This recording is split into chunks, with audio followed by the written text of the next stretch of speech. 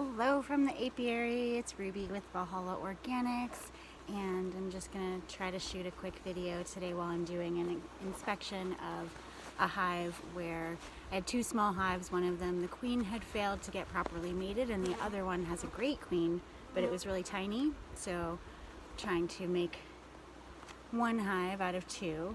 We've also got quite a few yellow jackets around in the apiary, so got one of them buzzing me. So I'm going to try to be pretty quick, and that means my cinematography might not be as fabulous as usual, but hopefully you guys will still enjoy and still learn something.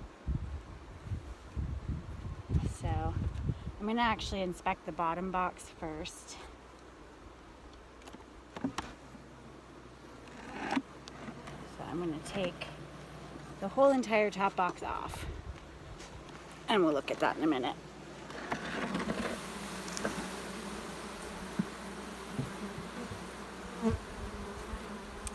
Hi little friends, come and check on you and see how you're doing.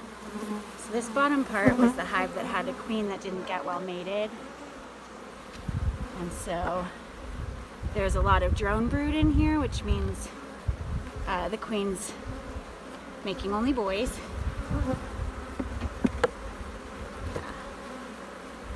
What I can tell, there's not a whole lot going on down here, but they are starting to store some honey in the bottom, so you can see that's got a little honey on each side of the frame, and everything else in there is just empty. We'll see what's, yeah, kind of same scenario on this side. They're storing some nectar and some honey in there. Yeah, and then they've got just drone brood in their brood nest. So I'm going to go ahead. I've had enough of a peek in here to know. I'll show you what the drone brood looks like though, since we're doing the video. So these big cells that are popping kind of all the way out like that, maybe if I turn it to the side, you'll be able to see how they stick out. Those are boy bees, and what you want to see is a whole bunch of flat cells that are worker bees, female bees, and then maybe a few drones in there and whatnot. You can actually see they've been trying to make queen.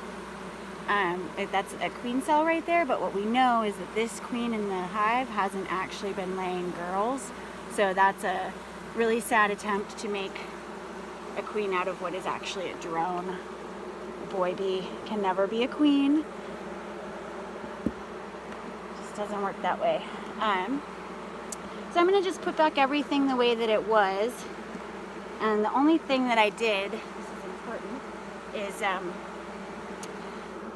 I had been using a piece of hardware cloth to keep these two hives separate. There's a couple actually dead bees in it, but this is too small for the bees to fly through, so they can smell each other in the top hive and the bottom hive, but they can't actually get to each other to be able to fight or do any damage to the queen. So that's exciting. I'm going to go ahead and put their top box back on. Now in the top box, this is where I had pretty awesome Russian queen. So Russians are known to be really great bees for colder climates, and they tend to overwinter in a smaller colony. So I've been pretty excited to try and work with these bees. So we'll see how they're doing in the top box.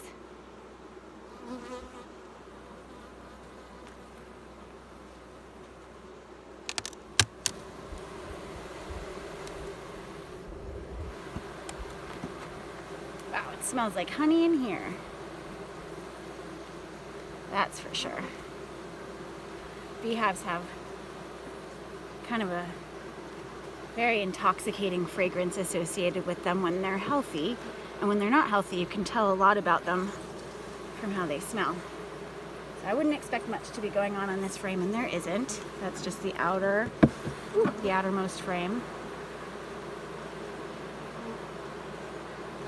So we usually take out the very outermost frame in order to make enough room to move the other frames around. So the frames I'm most interested in when I'm checking on the colony's health and the queen's health are going to be in the middle. So that's where the brood nest is, and that's where I would expect to find the queen. There's not a ton going on there, but they're storing a lot of nectar. There's also nectar in the other side.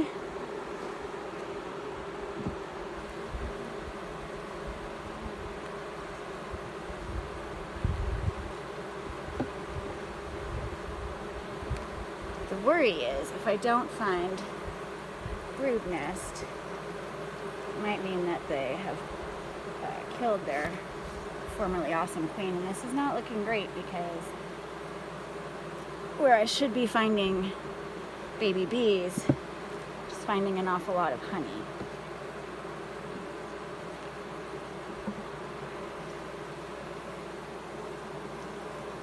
Yeah, this is all, they're just storing nectar.